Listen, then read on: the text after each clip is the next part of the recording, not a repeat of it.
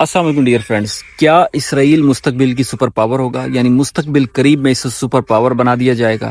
آج ہم اسی موضوع پر بات کریں گے، اور یہ میں نے کیوں بات کی اور کیوں میں نے یہ تھمبنیل بنایا، آپ لوگ سن کر بھی چونک گئے ہوں، کچھ لوگ ناراض ہوئے ہوں گے، لیکن یہ وہ حقیقت ہے جو ان قریب آپ اپنی جاگتی آنکھوں سے دیکھیں گے۔ کیونکہ دنیا میں جو مقاصد ہیں، جو اہداف ہیں خفیہ فری میسنری کے، وہ جس طریقے سے آگے بڑھ رہے ہیں، ان کا اگلا ہدف یہی ہے خود کو اس حتمی مقصد کو پورا کرنے کے لیے وہ قدم بھی اٹھا لیا جائے جس کا صدیوں سے انہوں نے انتظار کیا ہے، اور وہ ہے کہ اسرائیل کو آخری زمانے میں اپنے حتمی مقاصد تک پہنچانے کے لیے، ان کے یشیع یا مسیح یا خدا کو زمین پر لانے کے لیے ایک گریٹر اسرائیل، ایک عالمی سپر پاور اسرائیل کا بننا انتہائی ناگزیر ہو چکا ہے، اور وہ اس پلان پر عمل کرنے کی آخری حدوں کو پہنچ چکے ہیں۔ پلان بالکل تیار ہے، تھوڑے سے کانٹے باقی ہیں اور انہیں بھی دور کر لیا جائے گا، اور اس کے لیے انہوں نے 3000 سال تک پلاننگ کی، اور 2 ایمپائرز اپنی تباہ کر بیٹھے، اور فرسٹ ٹیمپل تباہ ہوا، پھر یروشلم کی دوسری تباہی ہوئی، سیکنڈ ٹیمپل تباہ ہوا، اب یہ تھرڈ ٹیمپل بنانے جا رہے ہیں۔ تھرڈ ٹیمپل ایسوسی ایشن نے باقاعدہ اس کی جو افتتاحی سرمنی ہے وہ بھی ہو چکی ہے اپریل میں، اور ساتھ ہی ریڈ ہیفر یعنی سرخ گائے قربان کی جا چکی ہے۔ اب اگلا ہدف پورا کرنا، لیکن سوال بڑا امپورٹنٹ ہے اور بڑا عجیب و غریب سوال ہے، اور آپ اس پر چونک جائیں گے، اور وہ یہ کہ امریکہ سپر پاور ہے نا۔ امریکہ کے ہوتے ہوئے ایک نیام میں 2 تلواریں کیسے ہو سکتی ہیں؟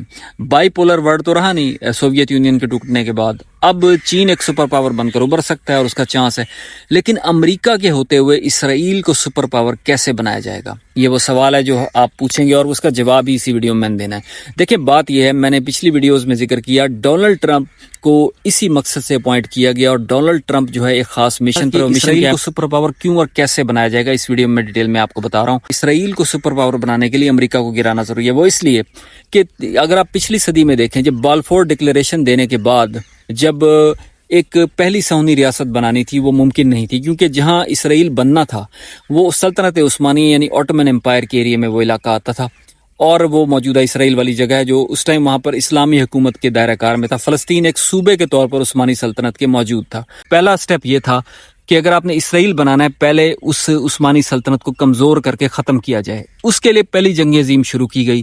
پہلی جنگ عظیم کے لیے آرچ ڈیوک فرڈینینڈ کو 1914 میں ایک ریلی کے دوران قتل کر دیا گیا، ایک مصنوعی ڈرامے کے ذریعے۔ اس کے بعد ایک قتل کا بہانہ بنا کر سارے یورپ کے ملک ایک دوسرے کے خلاف جنگ میں کود پڑے، اور پہلی جنگ عظیم شروع ہو گئی۔ دوستو، اب اوٹمن امپائر تو ختم ہو چکی تھی، عثمانی خلیفہ آخری عبدالحمید دوئم جو ہے وہ واپس جا چکا تھا، یورپ کی طرف جا چکا تھا، اور اس لیے اب وہاں پر سے کانٹا نکل گیا تھا۔ اب معاملہ تھا اگلا، یعنی اب اسرائیل کی ریاست بنانی تھی، جو کہ مسلمان ممالک کے قلب میں ایک یہودی ریاست بنانا بظاہر ناممکن لگ رہا تھا، لیکن اس کا حل موجود تھا۔ اس کے لیے ایڈولف ہٹلر کو یوز کیا گیا، جس کی ماں ایک یہودی تھی، اور اس نے بظاہر یہودیوں کے قتل کے لیے ایک ڈرامہ کیا، یہودی نفرت میں مبنی کتاب مائن کمف لکھی، اور ایک فیک پروپیگنڈا کیا۔ در حقیقت یہودی سسٹم اور نظام کو ہی وہ مضبوط کر رہا تھا۔ اس نے یورپ میں ایک بے بنیاد نسلی جرمن نسل کی بنیاد پر جنگ چھیڑ دی، اور اس کے بعد جس میں کروڑوں انسان مارے گئے، اور وہ جنگ 1939 یکم ستمبر سے شروع ہو کر 1945 تک اگست تک یہ ختم ہوئی۔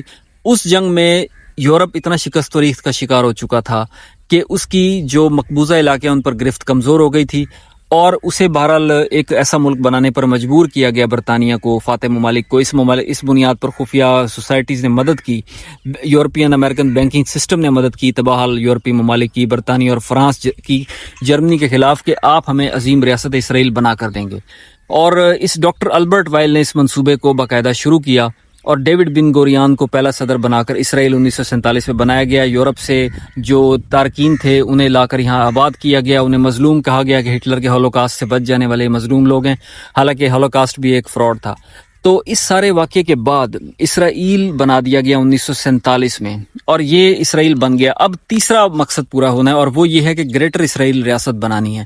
تو 2 جنگیں ایک اسرائیل کے علاقے کو عثمانیوں سے آزاد کرنے کے لیے شروع کی گئی، دوسری جنگ عظیم اسرائیل بنانے کے لیے، اب تیسری جنگ عظیم گریٹر اسرائیل بنانے کے لیے شروع کی جائے گی، اور اس کے لیے بالکل معاملات سیٹ ہیں۔ رشیا یوکرین محاذ کبھی بھی گرم ہو سکتا ہے، انڈیا پاکستان اور ایران کا محاذ ہے، کسی بھی جگہ پر نیوکلیئر جنگ شروع ہو سکتی ہے، اور انہیں صرف ایک اشارہ دینا ہی کافی ہے۔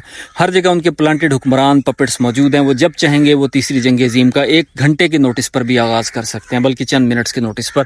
تو یہ ایک وہ پلان ہے۔ اب تیسری جنگ عظیم جب ہوگی، اس سے پہلے یہ ہوگا کہ اتنی شکست و ریخت کر دی جائے گی کہ مستقبل میں امریکہ نام کا کوئی ملک موجود نہ رہے۔ کیونکہ امریکہ کے ہوتے ہوئے اب اسرائیل کا بننا اتنا آسان نہیں. لیکن یہ منصوبہ اتنی آسانی سے مکمل نہیں ہوگا. اس کے لیے امریکہ کو تباہ کرنا ہوگا. امریکہ کو کیسے تباہ کیا جائے؟ کیا نیوکلیر اٹیک کیا جائے؟ وہ بھی ہو سکتا ہے, لیکن بڑی جنگ پھیل جائے گی. لیکن انہیں عظیم اسرائیل ریاست بنانے کے لیے ساری دنیا کو ابھی تباہ نہیں کرنا, وہ اگلے مرحلے پر ہوگی. ابھی عظیم ریاست بنانے کے لیے ایک اتنی لمیٹڈ, محدود, کنٹرولڈ جنگ چاہیے جہاں پر دونوں سائڈوں پر اپنے بندے موجود ہوں, یعنی جیتنے ہارنے والی دونوں سائڈیں اپنی ہوں, جیسے کہ دوسری جنگ عظیم میں تھی, جیسے کہ پہلی جنگ عظیم میں تھی. دوسری جنگ عظیم کے اندر ہٹلر بھی انہی کا بندہ تھا, میری تھیوری یہ ہے, اور یہ ونسٹن چرچل اور روزویلٹ بھی انہی کے بندے فری میسنز تھے. اسی طرح تیسری جنگ عظیم میں روس, چین, امریکہ, دنیا کے ہر ملک جو لڑ رہے ہیں, عرب ملک, سب کے سب ہر جگہ پر جیتنے ہارنے والی پارٹیز میں دونوں طرف اپنے ہی بندے پلانٹڈ ہوں گے, اور وہ پھر اسرائیل کے مفاد کے لیے, اس کی عظیم صہیونی ریاست کے قیام کے لیے کام کریں گے. وہ کیسے ہوگا؟ اس کے لیے ڈونلڈ ٹرمپ نامی شخص کو 1980 میں انٹرویو کیا جاتا ہے. میں نے پچھلی ویڈیو میں اس کا ذکر کیا, آپ دیکھ سکتے ہیں پلے لسٹ سے, کہ 1980 میں ڈونلڈ ٹرمپ نامی ایک خوبصورت نوجوان کا انٹرویو کیا جاتا ہے, اور اس سے پوچھا جاتا ہے کہ اگر آپ امریکی صدر بنا دیے جائیں کیا کریں گے. وہ بغیر حیرت کا اظہار کیا کہ یہ سوال کیوں کیا گیا مجھ سے, تو وہ بتاتا ہے میں یہ کروں گا, میں یہ کروں گا. ٹھیک ہے, بعد میں اسے متعدد مقامات پر بطور امریکی صدر کے پروجیکٹ کیا جاتا ہے.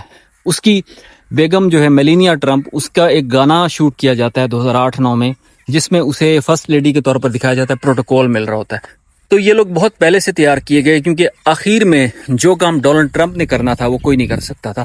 اور یہ اس کی پوری فیملی کرسچن زائنسٹ ہو چکی, یعنی یہ کہ یہودی مذہب قبول کر چکے ہیں, اور ان کے مقصد میں یہ شامل ہے کہ عظیم ریاست کو قائم کیا جائے, اور اس کے لیے امریکہ کو گرانا, اس کے ڈالر کو تباہ کرنا, معیشت کو تباہ کرنا شامل ہے, اور یہ اسی مقصد اور ایجنڈے پر کام کر رہا ہے. لیکن فرینڈز, یہ کہنا آسان ہے, کرنا بہت مشکل ہے.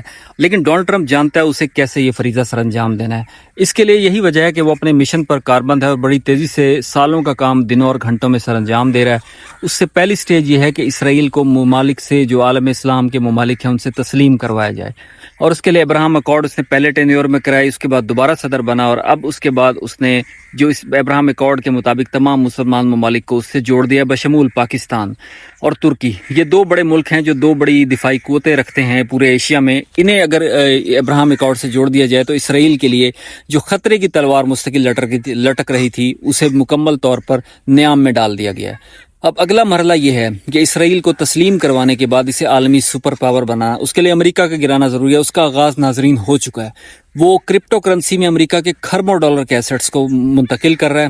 37 ٹریلین ڈالر یعنی 37,000 ارب ڈالر کا قرضہ امریکی معیشت پر چڑھ چکا ہے, اور امریکی معیشت اب کریش کرے گی. ڈالر بری طرح اچانک فال کرے گا, اور ٹریلینز آف ڈالرز کی لوگوں کی انویسٹمنٹس جو ڈالر میں کی گئی ہیں وہ ڈوب جائیں گی. امریکہ کو تباہ کرنے کا پلان تیار ہے.